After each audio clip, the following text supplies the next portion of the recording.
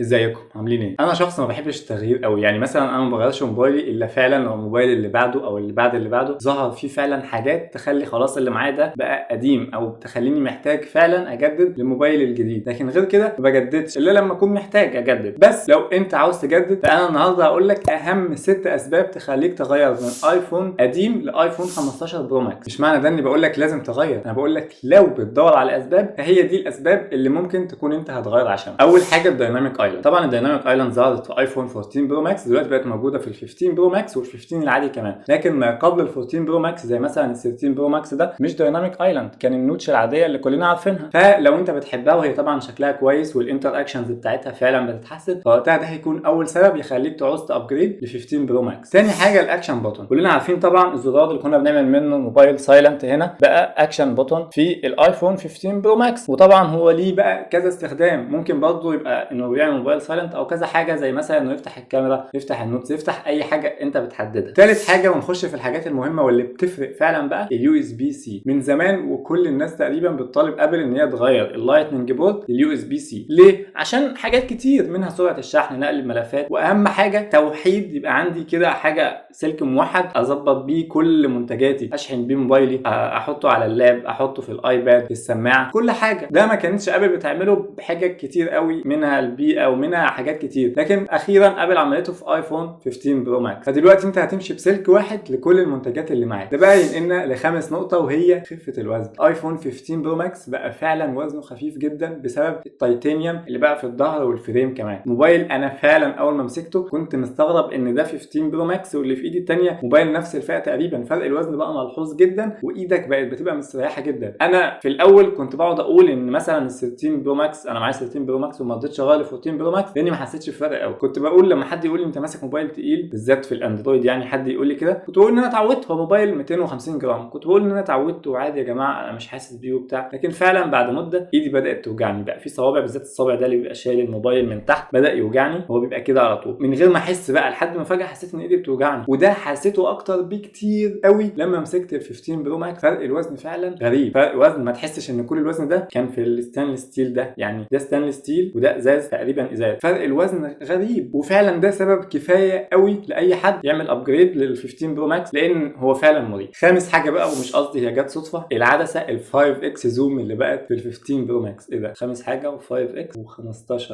برو ماكس. بقى في عدسه 5 اكس زوم في ال 15 برو ماكس بعد ال 3 اكس زوم اللي هنا في ال 16 برو ماكس، وغيرها في العادي كمان ما فيهوش ال 3 اكس زوم. فعلا جوده الكاميرا دي حلوه، يعني انا جربت اصور بيها، هي اوبتيكال زوم، فبيجيب الزوم حلو جدا كانه مش زوم. انت فاهم الاوبتيكال زوم؟ انت مش بتقرب سوفت وير، هي العدسه فعلا بتتحرك عشان تليفوتو من الاخر، عشان تجيب لك الصوره زي ما هي كده، زي الكاميرات البروفيشنال. فال5 اكس زوم هي محتاجه ناس بروفيشنال شويه عشان تبقى محتاجاها، بس لو انت الشخص ده فده خامس سبب عندك يخليك تغير لل 15 برو ماكس. سادس سبب بقى هو سبب حسوك شويه، وهو الحواف. الحواف في 15 برو ماكس بقت ارفع بكتير من الموبايلات اللي قبل كده. يعني دي الحواف هنا في 13 برو ماكس، انت بقى لو ماسك ال 15 برو ماكس هتلاقي الحواف بتاعته رفيعه جدا بشكل ان خلاص الشاشه بدات تبقى ماليه اكبر نسبه ممكنه من الشاشه بقى. بس كده، دول كانوا الست اسباب اللي ممكن يخلوك تغير من اي فئه للايفون 15 برو ماكس. خليك فاكر انا ما بقولكش غير، بالعكس انا مثلا مش هغير، انا غالبا هغير في ال 16، لكن انا لسه مش حاسس ان هم كفايه ان هم يخلوني اغير. لكن انت لو عاوز تعرف الاسباب اللي هتخليك تغير فدي كانت اهم 6 اسباب يخلوك تغير لايفون 15 برو ماكس. اعمل لايك للفيديو واشترك في القناه عشان تشوف كل الفيديوهات الجديده. بس كده، اشوفكم الفيديو الجاي، سلام.